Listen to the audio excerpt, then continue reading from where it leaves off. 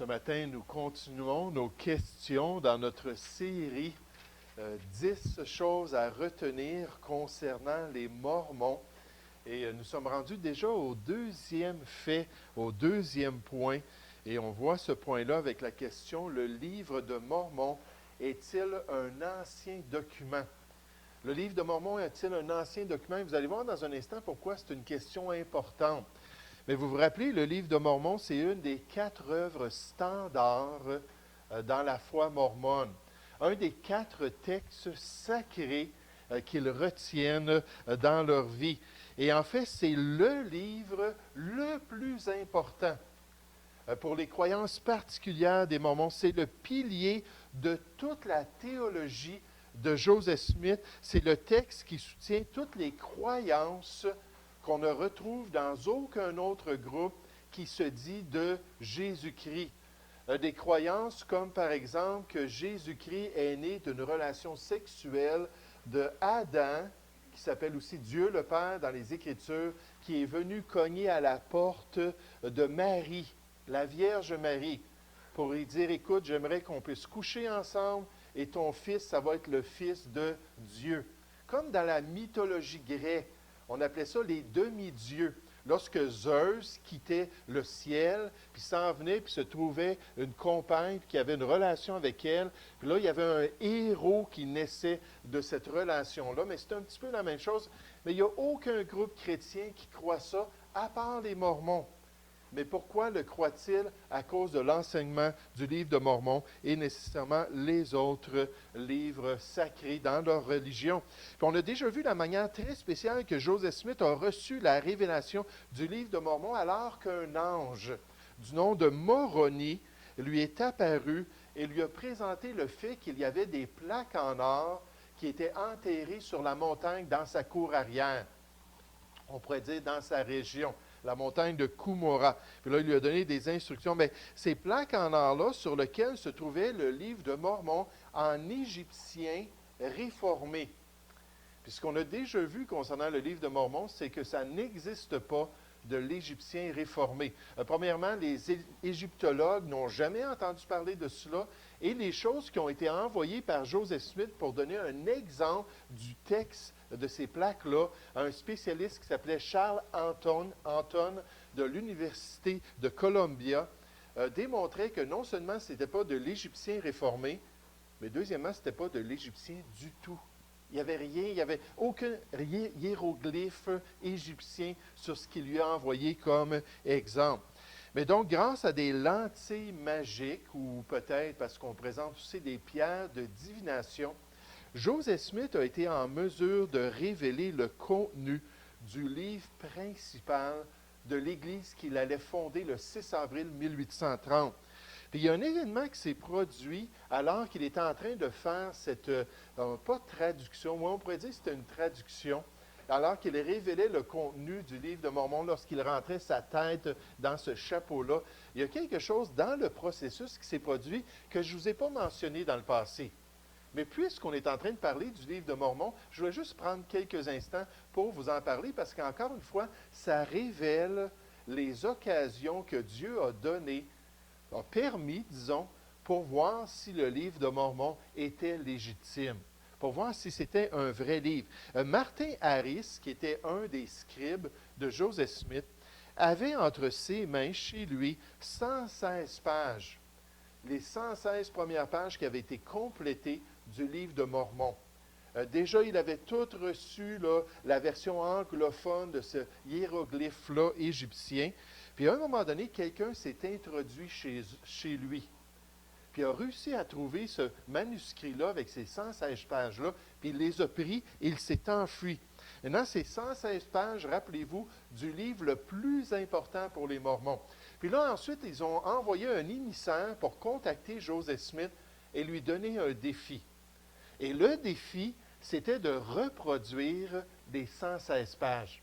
Il dit, tu as les plaques en or, puis nécessairement tu as l'urim puis le thummim, que ce soit des lunettes ou des pierres, recommence et reproduis exactement les 116 pages.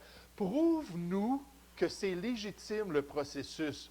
Prouve-nous que c'est vraiment un don que tu as reçu de Dieu et que tu as ces manuscrits-là en or qui vont te permettre de tout simplement reproduire exactement ce que tu as déjà donné dans le passé.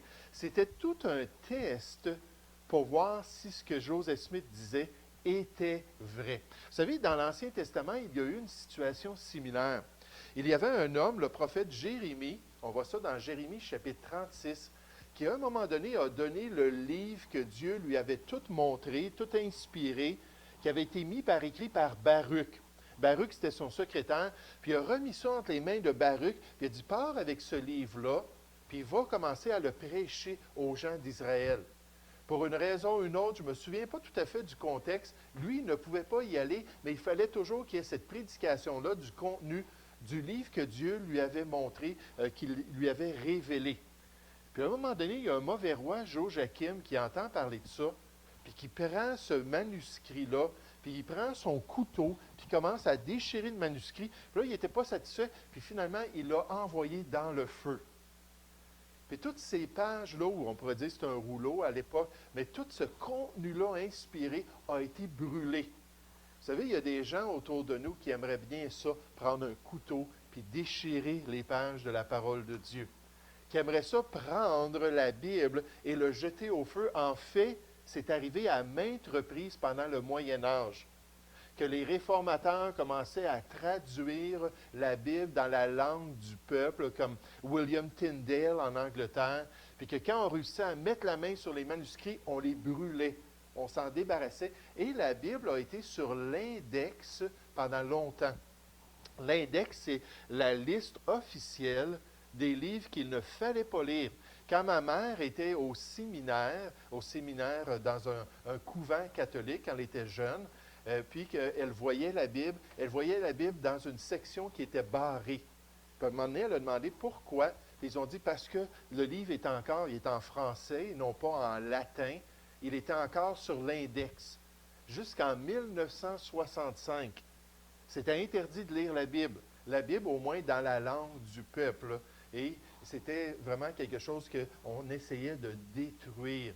D'ailleurs, William Tyndale a été assassiné comme plusieurs autres qui ont travaillé à la traduction de la Bible parce qu'on voulait se débarrasser de ce livre-là. Mais là, Dieu a dit, OK, voici la situation. On a détruit ce que tu as fait mettre par écrit par Baruch. Il dit, prends de nouveau un autre livre. Achète-toi un rouleau soit en papyrus, un rouleau en parchemin, et tu écriras toutes les paroles qui étaient dans le premier livre qu'a brûlé Joachim, roi de Juda. Regarde ce que je vais faire, je vais juste t'inspirer encore. Je vais juste agir dans ton cœur pour te rappeler exactement toutes les paroles. Et le livre de Jérémie qu'on a aujourd'hui dans l'Ancien Testament, c'est cette œuvre-là d'inspiration. Le livre original a été brûlé par Joachim, puis ensuite Dieu a permis qu'il soit écrit à nouveau. Il a dit, Jérémie prit un autre livre et le donna à Baruch, fils de Nérija, le secrétaire. Baruch y écrit sous la dictée de Jérémie, nécessairement poussé par l'Esprit de Dieu, toutes les paroles du livre qu'avait brûlé au feu Joachim, roi de Juda. C'était pas correct de voler quelqu'un. C'était pas correct de rentrer chez M. Harris puis prendre ces 116 pages-là. Mais ces gens-là avaient un point qu'ils voulaient faire ressortir. Ils faisaient partie de la communauté là-bas à Fayette, à New York, et ils voulaient vraiment confronter Joseph Smith avec toutes ces grandes déclarations, parce que la plupart d'entre eux savaient quel genre de personne il était. Malheureusement, Joseph Smith n'a pas accepté le défi.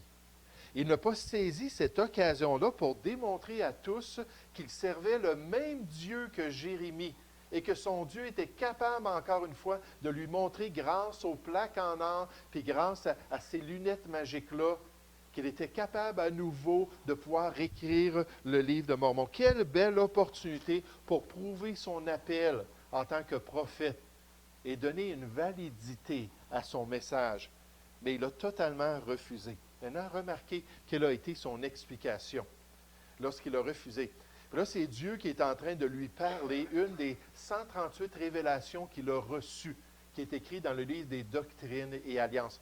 Et parce que tu as remis les écrits entre ses mains en parlant de Martin Harris, voici des méchants hommes te les ont volés.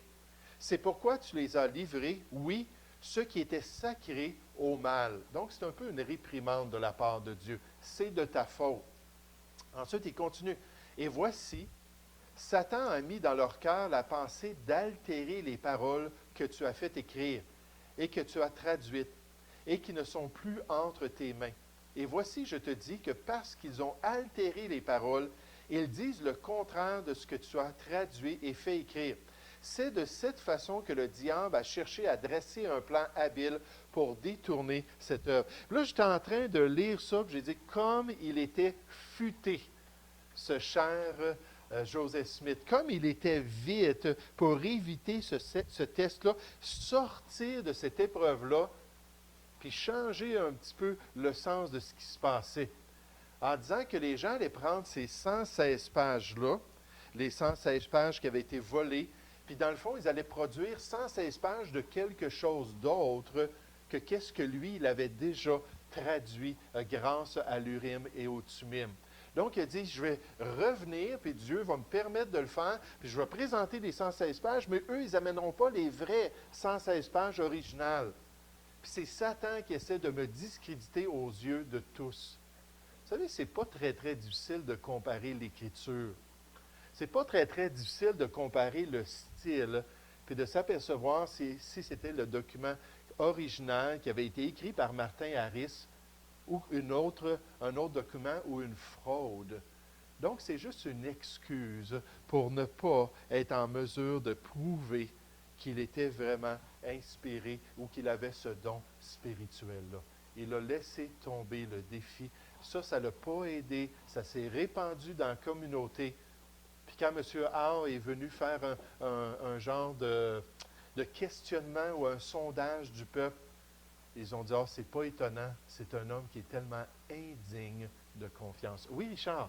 Lorsqu'il les a réécrits, M. Harris devait savoir que ce n'était pas la même chose que lui qui l'avait écrit pour des coups, rien dit. En fait, M. Harris, il y a 3 témoins, il y a 11 témoins du livre de Mormon. Il y a 3 témoins principaux qui ont été prophétisés par l'ange Moroni, qui avaient été choisis pour être les témoins du livre de Mormon. Et M. Harris, c'est un de ces 3-là. Et les 3 sont devenus apostats. Les 3 ont quitté la foi. Puis M. Harris se dit, je n'ai jamais vu, parce que dans les témoins choisis, on a prophétisé qu'ils auraient le privilège de voir les plaques en or. Vous vous rappelez, Joseph Smith, s'il montrait les plaques en or à quelqu'un qui n'est pas choisi, il allait être détruit par Dieu. Donc, il fallait juste qu'il les montre à des personnes particulières. Et ces 3-là, dans la prophétie, disent, vous verrez les plaques en or. Puis à la fin, lorsqu'il a quitté le groupe, M. Harris, on l'a interviewé, puis il a dit, j'ai jamais vu ces plaques-là. C'était toujours derrière un rideau, c'était toujours couvert sur le bureau, j'ai jamais vu les plaques. Puis nécessairement, quand il a reçu la nouvelle révélation pour remplacer les choses, il y a une autre explication, c'est que c'était tout différent, parce que la première fois, c'était juste une... comment est-ce que Joseph Smith, il faudrait que je vous le lise dans les livres de Doctrine et Alliance, c'était juste un résumé de ce qui avait été préparé par Dieu, mais puisque le résumé avait été détruit, là, il allait donner la pleine version, donc c'était tout différent des 116 pages. Bonne question, Richard. Donc, j'aimerais qu'on puisse revenir, c'était juste une petite information concernant le livre de Mormon, mais concernant cette question-là, est-ce que les plaques en or, c'était quelque chose de vieux? Est-ce que c'était quelque chose d'ancien? C'est ce que les Mormons disent. Ils disent que la traduction du livre de Mormon, c'est une traduction d'une antiquité, de quelque chose de très vieux. Je vous explique un peu cela. Les Mormons enseignent que le livre de Mormon est une traduction d'un ancien document. En fait, celui qui est à l'origine des plaques en or s'appelait Mormon. C'était un prophète néphite qui vivait au 5e siècle, au début du 5e siècle. Puis lui, il était là, puis il se tenait debout pour l'Évangile de Jésus-Christ. L'Église avait déjà été formée en Amérique du Sud, en Amérique centrale, par Jésus, juste un petit peu après sa résurrection. Donc lui, il se levait pour pouvoir prêcher le message de Dieu. Puis là, il a tout mis le livre de Mormon par écrit, et c'est son fils Moroni qui est allé l'enterrer sur la montagne de Cumorah. Et c'est lui qui est devenu un ange. Parce que dans la foi mormone, on peut penser d'homme à être angélique ou même à divinité. Il y a tout un processus qu'on change de nature totalement. Puis donc, Moroni, c'est lui qui est apparu, le fils de Mormon, des siècles plus tard, à Joseph Smith. Puis là, ce qu'on nous dit, c'est que Moroni a enterré cela en 421. Donc, à peu près au début du 5e siècle, juste avant une grande bataille qui allait éliminer les Néphites, et je vous parle des Néphites dans un instant. Donc, le document qui a été donné en 1827 était vieux de 14 siècles. Ça faisait 1400 ans que le livre avait été enterré sur la montagne. Puis on nous dit donc, quand il a traduit ce livre-là, il a traduit un livre qui était antique. Maintenant, il y a un gros problème avec ça. Puis ce problème, on a déjà vu des choses avec le livre de Mormon qui sont frauduleuses, mais le problème avec l'idée que le livre de Mormon, c'est un livre antique, c'est ce qu'on appelle un anachronisme. Un anachronisme, c'est une erreur dans le temps. C'est mettre les choses dans les mauvaises époques, dans les mauvaises périodes. C'est comme si vous disiez que Adolf Hitler, ça a été un grand général pendant la guerre civile américaine. Puis Adolf Hitler, là, a été un de ceux qui a aidé, c'est-tu le Nord qui a gagné? Oui, le Nord a gagné contre le Sud. Ça, c'est un anachronisme. Adolf Hitler a vécu des décennies après la guerre civile américaine. Donc, ça ne fonctionne pas ensemble.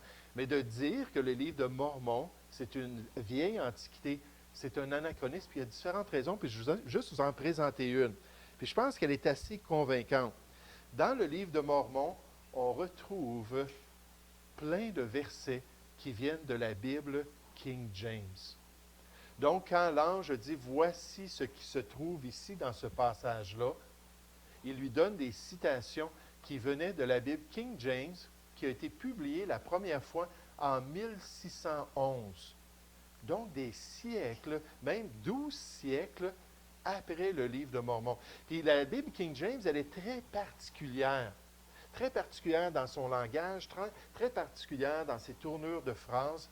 Puis là, Joseph Smith était là dans le chapeau, puis là, la Pentateuque, les 5 premiers livres de la loi, lui sont présentés, qu'il fait copier dans le livre de Mormon. Mais c'était les 5 premiers livres exactement avec le texte, les variantes, les expressions qui se trouvent dans la Bible King James. Et en passant, c'était la Bible que Joseph Smith étudiait, la King James. Vous vous rappelez, quand il a commencé à éditer la Bible, c'était la Bible King James. Et là, on retrouve 19 chapitres du livre d'Ésaïe dans le livre des Mormons. Encore une fois, tout écrit selon la King James. 30% du livre d'Ésaïe. Le Sermon sur la montagne, Matthieu chapitre 5, au verset 7, se trouve dans la King James certainement, dans le livre des Mormons, et c'est écrit comme la King James. 1 Corinthiens chapitre 13, versets 4 à 7, l'amour est patient, il est plein de bonté, l'amour ne se vante point, il ne s'enfle point d'orgueil. Puis tout jusqu'au verset 7, on retrouve ça aussi cité dans le livre des Mormons. Maintenant, pour vous faire comprendre pourquoi c'est cité, c'est qu'il y avait supposément à cette époque-là des prophètes de Dieu. Et ces prophètes de Dieu-là, comme Mormons, faisaient partie des différents peuples qui habitaient tout à travers les Amériques. Encore une fois, c'est décrit en long et en large dans le livre des Mormons. Et quand ces gens-là citaient la parole de Dieu, ils citaient exactement comme le texte de la King James. Donc ça, c'est un anachronisme. Ça ne paraîtrait pas en français dans la traduction du livre des Mormons, mais dans le livre en anglais, c'est très évident.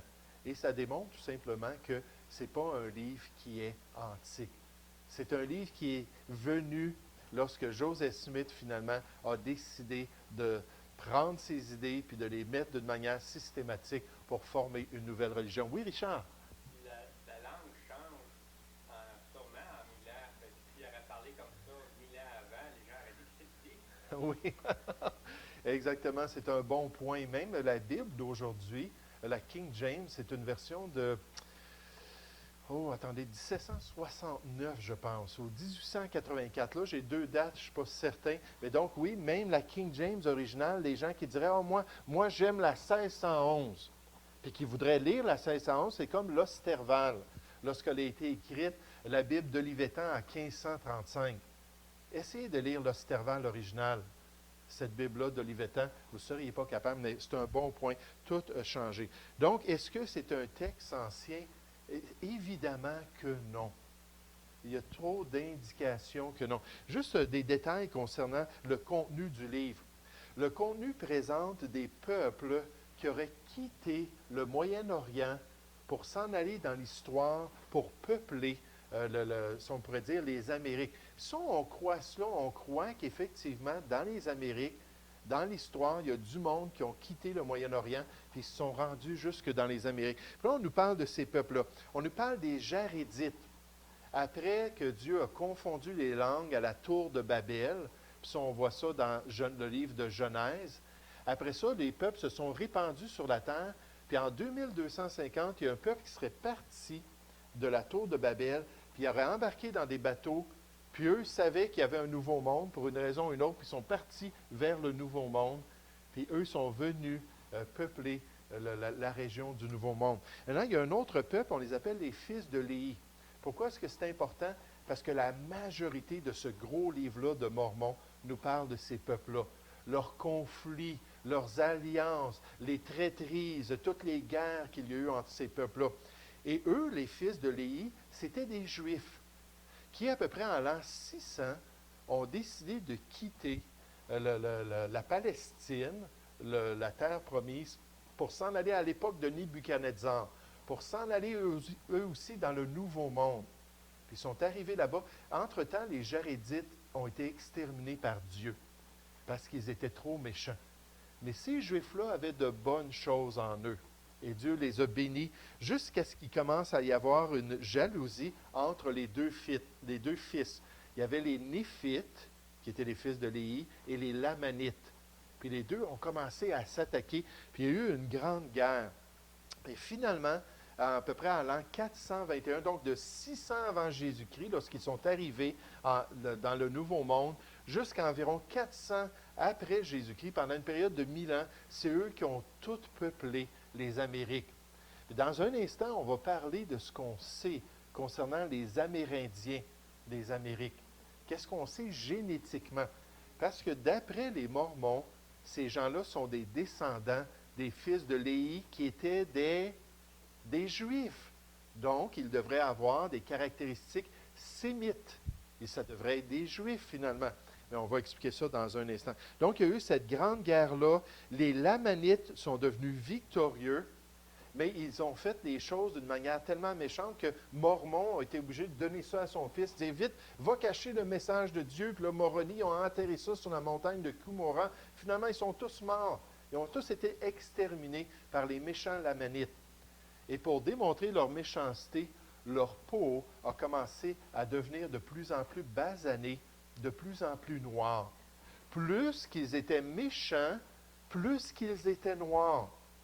Si vous rencontrez une personne aujourd'hui qui est très, très noire, d'après les croyances mormones, c'est qu'elle a été maudite par Dieu et c'est une personne extrêmement méchante qui vient d'un arrière-plan d'ancêtres extrêmement méchants. Vous savez, c'est ce qu'ils disent concernant Caïn. Les Mormons enseignent que Caïn, après qu'il ait tué son frère qui s'appelait Abel, qui était juste, une fois qu'il l'a tué, Dieu a mis un signe sur lui. Vous vous rappelez, on voit ça dans le livre de Genèse. Quel était le signe? Il est devenu noir, tout noir. Toute sa peau est devenue très, très foncée.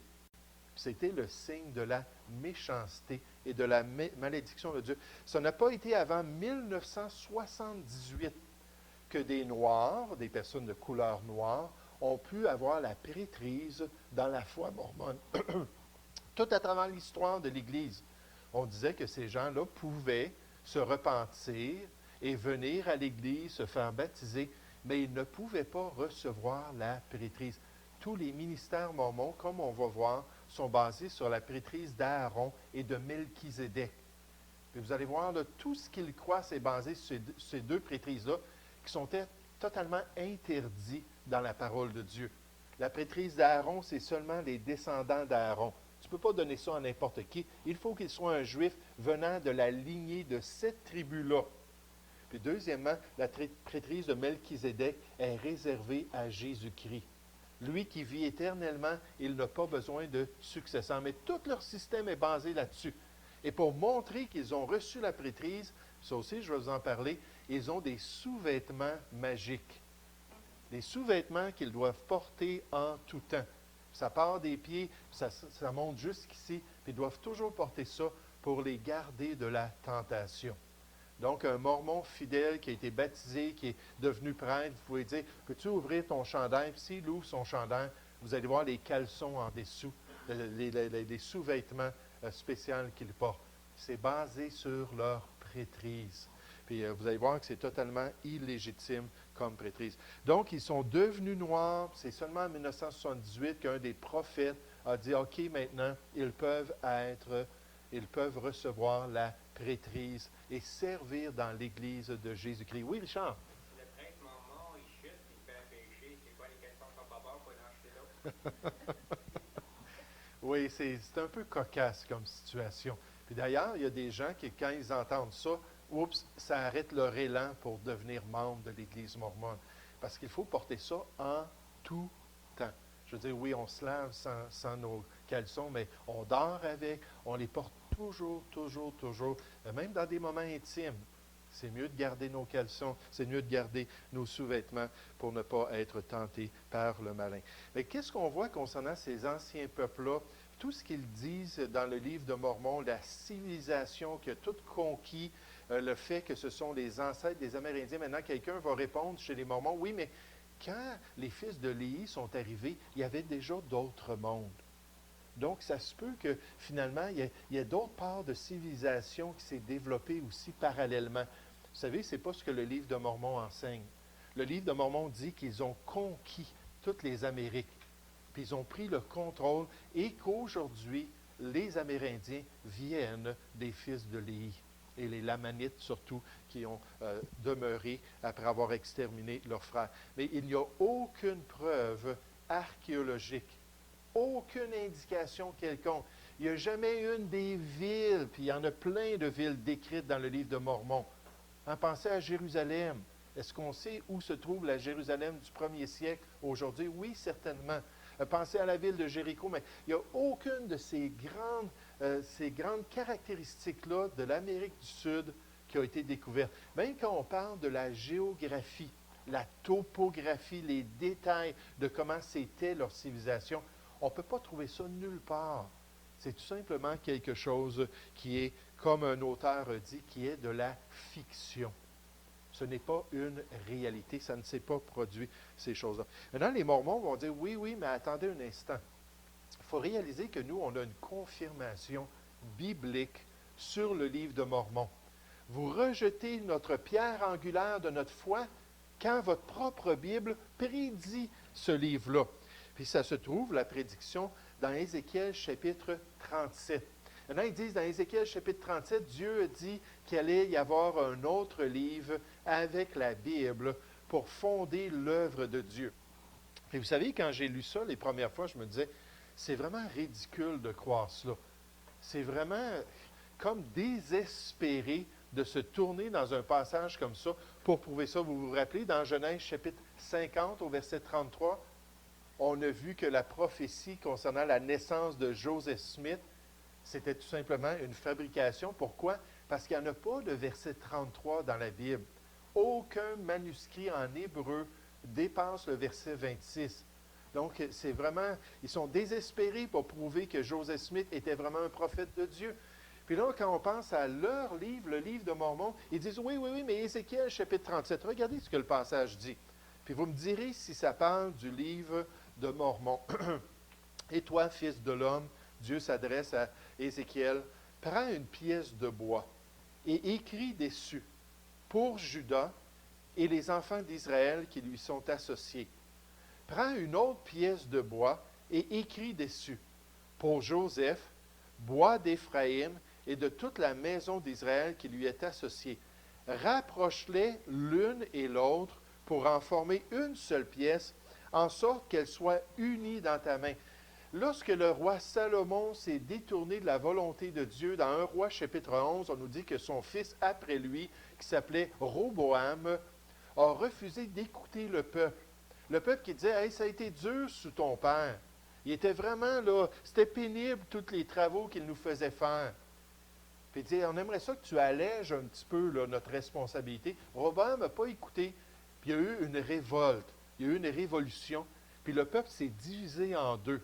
Puis là, il y a eu les tribus de Juda au sud, les 2 tribus, et les 10 tribus d'Israël au nord, sous Jéroboam.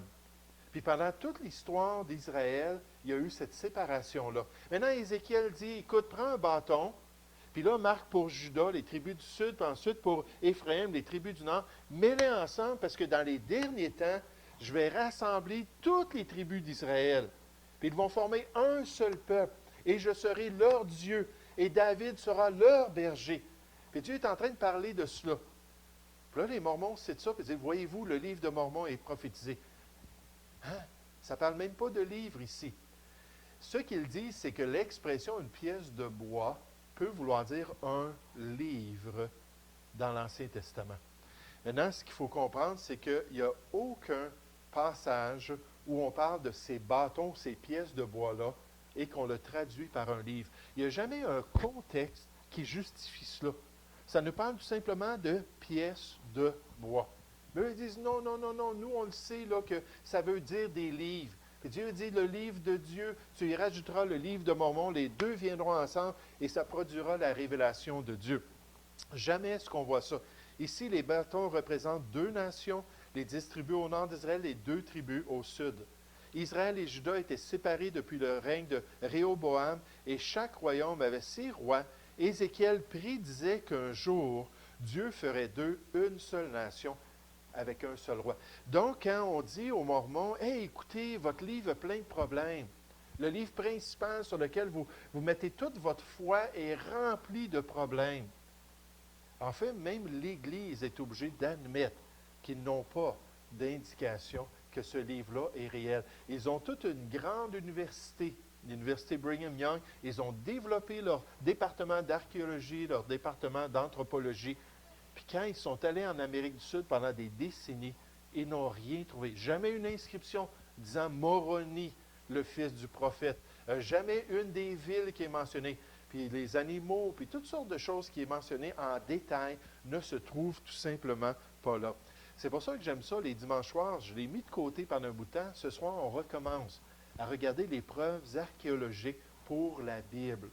Les preuves archéologiques qui nous montrent que tous les grands événements, tous les grands personnages, toutes les villes, toutes les localités mentionnées dans la Bible, on peut les retrouver aujourd'hui. Même si c'est en ruine, on sait où ils se trouvent aujourd'hui dans le monde. Pour démontrer que la Bible, ce n'est pas une fable. Ce n'est pas fictif, mais c'est bien basé sur la vérité. Il y a des éléments manquants qui viennent vraiment discréditer le livre. Comme, encore une fois, ça aurait été très pratique qu'ils mettent une carte géographique, qu'ils nous illustrent un petit peu où se trouvaient les différents peuples. Il n'y a aucune indication. L'Église ne peut localiser aucune ville mentionnée. Cette Église n'a jamais présenté une preuve valable pour l'existence de ces peuples. Une preuve valable parce qu'ils vont dire, oui, oui, mais c'est prophétisé dans Ézéchiel 37. Le livre est prophétisé. Mais ce n'est pas une preuve valable. Je peux prendre un passage dans la Bible et dire qu'il prophétise qu'un jour je vais devenir pasteur. Hein? Certainement. Jérémie chapitre 23, ça parle des pasteurs. Certainement, quelque part dans l'original, mon nom doit être appelé quelque part, puis Jean est prophétisé. Ce n'est pas une preuve valable qui démontre la réalité de ces choses. Il y a d'autres problèmes aussi. Premièrement, la question des animaux. Toutes les armes qui sont présentées, même les plantes, même l'aspect de l'agriculture.